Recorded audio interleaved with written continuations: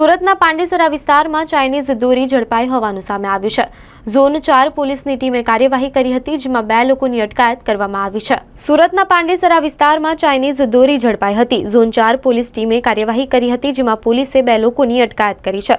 પાંડેસરાના મારુતિનગરમાં કારખાનું ઝડપાયું, જેમાં પોલીસે કારખાનું સીઝ કર્યું છે। લાખો રૂપિયાની ચાઇનીઝ દોરીનો मुद्दामाल जब्त કર્યો છે। शहर के पांडेसरा पुलिस स्टेशन विस्तार में जीआईडीसी में एक फर्म है एंजन मोनोफिलामेंट, एक कंपनी है, उसके यहाँ पे इंफॉर्मेशन मिली कि वहाँ पे चाइनीज मांझा जो है वो तैयार हो रहा है। तो इस पे एलसीबी की टीम ने वहाँ पे जाके चेक किया, तो जो फाइन फिलामेंट यान है वो बनाने के लिए उन्होंने पूरा सेटअप किया हुआ था, लेकिन उसकी जगह पे वो पूरा चाइनीज मांझा वो बना रहे थे।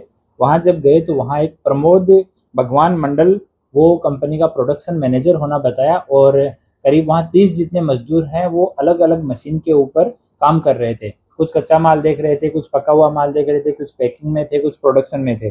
जब पूछा गया कि ये कंपनी किसकी है, तो उन्होंने बताया कि नरेश भाई पटेल हैं जो कतारगाम में रहते हैं, उनकी ये कंपनी है, और सारा सामान जो है वो यहाँ से पैक होके और बाहर बिक्री के लिए जाता है। जितना भी तैयार किया हुआ सामान था उसके ऊपर सारा जो चाइनीज अपना मांझा होता है उसकी जो चरखी होती है वो भी उसके ऊपर लपेटा हुआ था, उसका पैकिंग भी वो लोग कर रखे थे।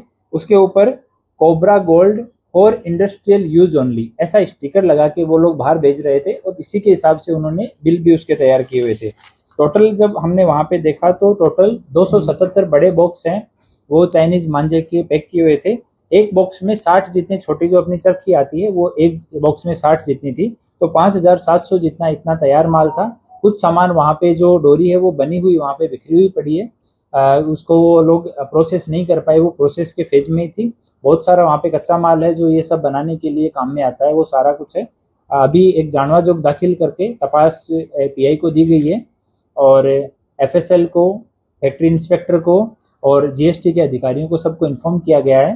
तो आने वाले कल सोमवार को सभी लोग विजिट करके अपना रिपोर्ट देंगे।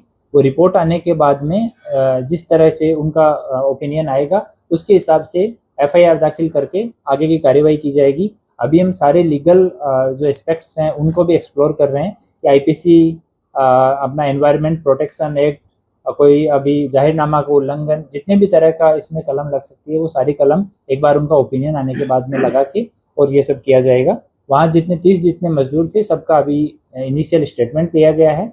प्रोडक्शन मैनेजर है उसका इनिशियल स्टेटमेंट लिया गया है, और अभी मुद्दा माल को वहीं रखा गया है। एफएसएल के एग्जामिन होने के बाद में, फैक्ट्री इंस्पेक्टर से एग्जामिन होने के बाद में, उनकी रिपोर्ट आने के बाद में आगे की कार्यवाही की जाएगी। सर ये कितना घातक है और कहाँ पर ये लोग सप्लाई करते हैं? इनमें कुछ जगह के हमें बिल मिले हैं, कुछ एड्रेस सूरत के हैं, कुछ एड्रेस बाहर के भी हैं, वो भी हम लोग पुलिस की टीम भेज के उन सबको वेरीफाई कर रहे हैं। और ये मांझा जो है वो तो बहुत ही खतरनाक है। हर बार जब भी मकर संक्रांति, उत्तरायण का समय आता है, हम लोग देखते हैं कि किसी ना किसी शहर में किसी ना किसी व्यक्ति की, निर्दोष आदमी बाइक पे निकला है, उसका गला कट के डेथ हो जाती है। बहुत सारे पक्षी हैं वो इससे घायल होते हैं। तो एकदम ये क्रूर करते हैं, और नामदार एनजीटी के जो गाइडलाइंस है, बहुत सारे नामदार हाई कोर्ट, सुप्रीम कोर्ट के गाइडेंस है, उनके भी ये प्रोडक्शन और इसकी बिक्री, इसका स्टोरेज है वो गैरकायदेसर है। फैक्ट्री कब से चल रही थी और उत्तरायण को भी लगभग 1 साल है, तो ये क्यों पहले से ही बना है?